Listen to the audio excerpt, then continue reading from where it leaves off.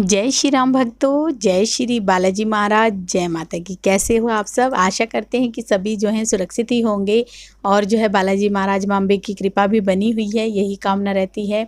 तो आज हम जानेंगे जैसे कि दिव्य शक्ति या दिव्य जो हमारी शक्तियाँ होती हैं उनको कैसे पहचानें, कैसे कार्य करती है, क्या होती है, क्या जो है हमें समझ में आता है कि ये दिव्य शक्ति है, किस तरह से समझें। तो अंत तक बने रहिए, तभी आपको सारी जानकारी मिलेगी। अगर वीडियो अच्छी लगती है तो लाइक करें, शेयर करें, कमेंट करें और चैनल पे अगर पहली बार देख रहे हैं तो चैनल को जरूर सब्सक्राइब करें। साथ में बेल आइकन है उसको प्रेस करें ताकि आने वाली हर एक वीडियो की नोटिफिकेशन सबसे पहले आपके फ़ोन में ही पहुंच जाए। चलिए शुरू करते हैं आज की वीडियो। जय श्री राम जी। जय श्री राम, जय श्री बालाजी महाराज। मेहंदीपुर की पवित्र कृपा आपके परिवार पर निरंतर बरसती रहे। जगत जननी माँ भवानी अम्बे की कृपा आपके घर में अन्नपूर्णा रूप में वास करे।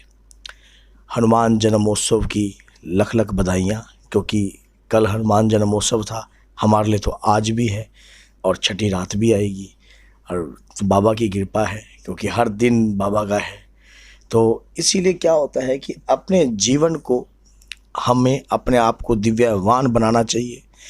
दिव्य शक्तियाँ क्या होती हैं, कौन है दिव्य शक्तियाँ, किस प्रकार से शक्ति हमारे शरीर में वास करती है, शक्ति क्यों आती है, क्या कार्य करने आती है। सबसे पहली बात तो दिव्य शक्ति जो होती है एक बहुमूल्य ताकत। हनुमान जी महाराज स्वयं दिव्य हैं, माँ दुर्गा की शक्तियाँ स्वयं दिव्य हैं।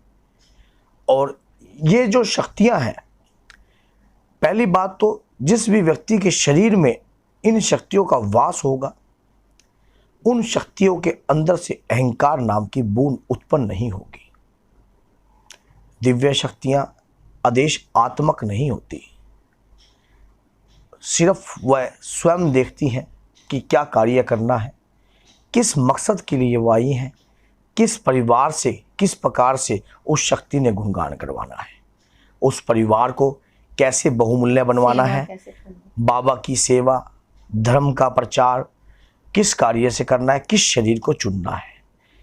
सिर्फ वो अपने प्रभु और अपने इष्ट का जो आदेश कार्य करती हैं, जिस कार्य के लिए वो आती है। कोई भी शक्ति छोटी और बड़ी नहीं होती, शक्ति को बहुमूल्य बनाया जाता है। बहुमूल्य बनाने के लिए उसी प्रकार का कार्य दिया जाता है जिस प्रकार का कार्य वो शक्ति को कार्य रूप में आकर वही आकार से बहुमूल्य बने। अगर तामसिकता भोजन के हिसाब से कार्य किया जाए तो तामसिकता की तेज बढ़ती है। सात्विक रूप से शक्तियों को अगर आहार दिया जाए, कोई शक्ति खाने की भूखी नहीं होती। हमें किस प्रकार की भेंट दे रहे हैं, किस प्रकार का भोज दे रहे हैं, कैसी कड़ाई दे रहे हैं, कैसा कार्य दे रहे हैं, कैसा कार्य करवा रहे हैं, कैसा कार्य के प्रति प्रचार रूप में कार्य कर रहे हैं। जिस व्यक्ति के अंदर इन प्रकार की शक्तियाँ वास करती हैं, उन व्यक्ति के पास दिखावे की ताकत नहीं होती। कई बार हम ऐसा बोल देते हैं कि एक गली में अगर भटूरे में दम होगा तो गली में भी बिकेगा। ऐसे व्यक्ति की जो कीर्ति है अपने आप बढ़ती रहती है, अपने आप स्वयं शक्तियाँ उसकी कीर्ति को बढ़ाती हैं, स्वयं अपने आप उसका नाम और उसकी पहचान बनती रहती है। उसमें अहंकार उत्पन्न नहीं होता। क्रोध को ताकत, क्रोध जैसे रूपी एक गुस्सा जो होता है, कहता है कि घर की नाश की निशानी होता है।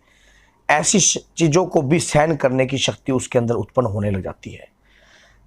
कोई 10 बात कहे तब भी उसे मानो फर्क नहीं पड़ता।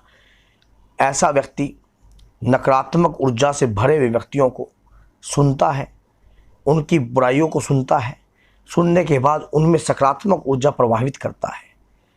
उनकी वाणी जो है पवित्र होने लग जाती है, वाणी में शुद्धता आती है, प्रभु के नाम की कृपा प्राप्त होने लग जाती है। और ये सब के सब जो गुण विद्वान है श्री हनुमान जी महाराज की कृपा में है, श्री माँ दुर्गा की कृपा में है। अगर कोई भी व्यक्ति अगर इनका सानिध्य प्राप्त कर लेता है, इनकी कृपा प्राप्त कर लेता है, उसके जीवन के अंदर अपने आप समय के अनुसार परिवर्तन होने लग जाता है। जब वो परिवर्तन होता है, उन्हें किसी चीज़ की लालसा नहीं रहती। उनकी इच्छा से वो कार्य होने लग जाते हैं, उनके कहने मात्र से वो काम बनने लग जाते हैं। ये सब उस शक्ति की ताकत होती है, जो शक्ति किसी कार्य के लिए आई है, किसी मौजूदा शक्ति के लिए, किसी उद्देश्य की पूर्ति के लिए आई है। मान लीजिए किसी के परिवार में अगर माँ दुर्गा की कृपा है या श्री बालाजी महाराज की कृपा चल रही थी, उनके पिताजी लगातार, उनके दादाजी लगातार हनुमान जी के भक्त रहे हैं, उनके परिवार के अंदर 2 पीढ़ी लगातार भक्ति करते आए और अपने जीवन को पूर्ण रूप से काट दिया। आगे जो तीसरी पीढ़ी हुई थी वो भ्रष्ट रूप में भटक गई। तो शक्ति सिर्फ उन्हें एहसास करवाती है, उनके वो जहाँ जहाँ दर दर की चौकियों पे जाते हैं उन्हें खेल पड़ता है, लेकिन सामने वाले को समझ नहीं आता कि ये भूत है या प्रेत है। अब वो शक्ति उन्हें बार बार, क्योंकि वो शक्ति किसी के पकड़ में आता, कोई उसे जिन बोल देता है, कोई उसे बेताल बोल देता है, कोई उसे ब्रह्म राक्षस बोल देता है, कोई पितर बोल देता है, कोई क्या बोल देता है। लेकिन वो शक्ति उन्हें इस प्रकार का एहसास करवा रही होती है कि तेरे परिवार के अंदर खानदानी ऊर्जा चल रही थी, उस ऊर्जा को तुमने रोक दिया। अब कोई ऐसा याद रखना जिसके घर के अंदर, और फिर हम उस शक्ति के बारे में समझते नहीं, क्योंकि कोई भी आत्मा बुरी नहीं होती, वो परमात्मा का स्वरूप होती है, उस निराकार शक्ति का स्वरूप होती है। अब उस निराकार शक्ति में इतनी शक्ति होती है कि वो शक्ति को बदलने की ताकत होती है। जब कोई सच्चा भगत की शरण में आप जाते हो तो शक्ति उसको पहचान लेती है कि ये सही राह दे रहा है। अपने आप ही उस परिवार से, उस घर से, उस चीज से आपको जोड़ दिया जाता है। इस प्रकार की शक्तियां हमें कभी खोनी नहीं चाहिए, और जिस व्यक्ति के शरीर के अंदर ऐसी शक्तियां वास करती हैं उसे अपने ऊपर पूर्ण रूप से कंट्रोल करना की आदत पड़ जाती है।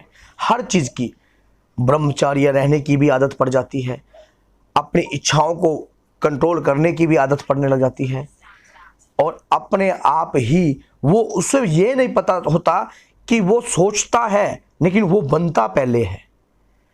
अपने आप ही वो काम होने लग जाते हैं। जब वो शक्ति उसे धन की प्राप्ति के लिए लालसा देती है, तब वो, उसका जो टारगेट है, उस धन की प्राप्ति की भी आवश्यकता नहीं पड़ती। क्यों? क्योंकि उसने सच्चाई को पहचान लिया। अगर स्वयं परमात्मा की कृपा प्राप्त होती हो तो धन क्या है? धन कोई बहुत बड़ा आकार नहीं है। धन से पेट भर रहा है, पेट से आप भूखे तो कभी मर नहीं सकते। परमात्मा ने जन्म दिया है क्योंकि हम संतान तो उसी की परमपिता परमात्मा की है। हम, और कोई भी माँ बाप अपने बच्चों को कभी भूखा नहीं सोने देता। तो हमारी जो दिव्य शक्ति है, क्या हमें भूखा सोने देगी? नहीं सोने देगी। अपने आप ही आपके परिवार के ऊपर कृपा बनती रहेगी। अधिक से ज़्यादा आपकी समाज में छवि बनने लग जाएगी, जहाँ जो लोग आपकी निंदा करते रहेंगे और निंदा करते करते करते करते स्वयं पता नहीं कब प्रशंसा करने लग जाएं। ये सब ऐसी कृपा होती है। इस कृपा को हम अपने तरीके से यूज नहीं कर सकते, हम अपने कार्य के लिए यूज नहीं कर सकते। ये अपने आप ही दिव्यमान बनती रहती है। सिर्फ हमें इन ऐसी शक्तियों को बलवान करने के लिए हमें उन समय के अनुसार, जैसे कि हनुमान जन्मोत्सव, रामनवमी, शिवरात्रि, दुर्गा अष्टमी, दुर्गा नवरात्रि या गुप्त नवरात्रि, या कोई ग्रहण, ऐसे ऐसे, या अमावस्या, पूर्णिमा, इन, या व्यास पूजा, या कोई भी ऐसी जो प्रमुख शक्तियां, इनको हमें बल देने के लिए निरंतर अपने जाप और अपने इष्ट की कृपा का गुणगान करते रहना चाहिए। ऐसी शक्तियों को बलवान करने के लिए जिस इष्ट की कृपा आपके घर में हो रही है, मान लीजिए अगर आपके घर के अंदर हनुमान जी की कृपा है, हनुमान जी की दिव्य शक्तियां हैं, उस शक्तियों को बलवान करने के लिए अधिक से अधिक आपको राम नाम का प्रचार करना चाहिए। जिस घर के अंदर सुंदरकांड के पाठ नहीं होते, अधिक से अधिक उस घर के अंदर सुंदरकांड के पाठ ही। मान लीजिए अगर आपने हनुमान जी महाराज से 100 लोगों को बताने की कोशिश करी और 100 में से एक भी आदमी अगर आपके साथ नहीं जुड़ा, तो आप नाकामयाब नहीं हुए, आप कामयाब हो गए। पूछो कैसे? कि आपके अंदर वो ताकत पैदा हुई 100 लोगों को बताने की, जो पहले नहीं थी। ये प्रभु की कृपा ही है, प्रभु ही तो आपके ऊपर। फिर एक वक्त ऐसा आता है कि आप 100 लोगों को बताने की ताकत लगती है और वो 100 वो ना जुड़ के और 100 आपके साथ जुड़ जाते हैं। ये किसकी शक्ति है? ये वही दिव्य शक्ति है जो आपके अदृश्य रूप में कार्य कर रही है। उस शक्ति को बहुमूल्य बनाने के लिए आपने इस प्रकार के कार्य करना है, क्योंकि शक्ति को ना धन खरीद सकता है, ना कोई लालच खरीद सकता है। सिर्फ आपके अंतर मन की आवाज ही शक्ति को प्रसन्न कर सकती है। हनुमान जी महाराज जी, आपकी शक्ति स्वयं चाहती है कि बाबा की तारीफ आपके घर में हो। अगर 100 लोगों में बनाने की कोशिश करोगे तो वो शक्ति और भी ज़्यादा बहुमूल्य होगी।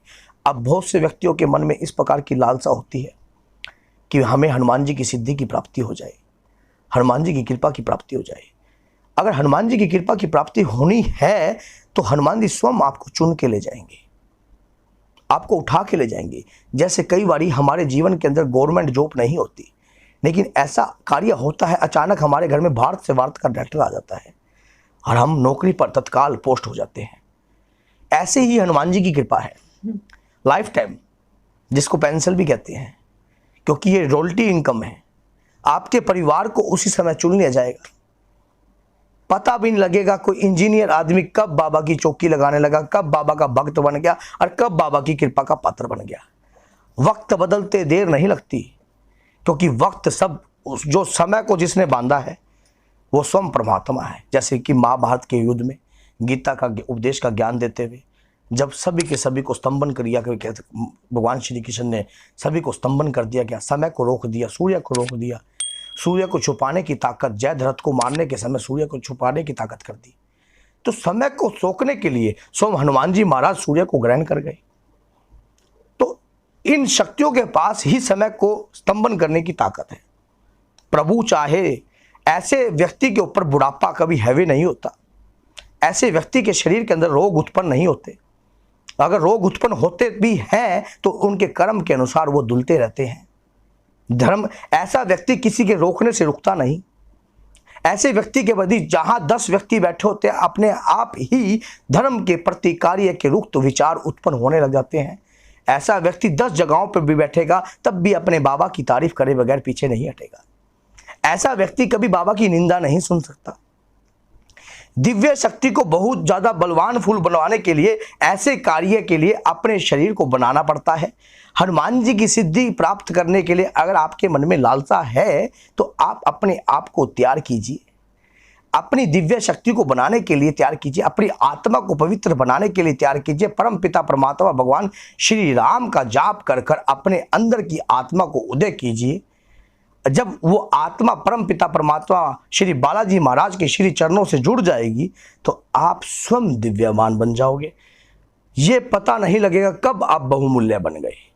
मेरी बातें जो हैं इसको व्यर्थ मत समझना, क्योंकि हमारी जो ये शिक्षा है स्वयं एक्सपीरियंस, हमने इस चीज़ का अनुभव किया है अपनी माता से, अपने पिता से, अपने गुरुदेव से। बोलिए जय श्री गुरुदेव महाराज की, परम गुरु की, श्री सीताराम भगवान की जय, माता की जय, सीताराम।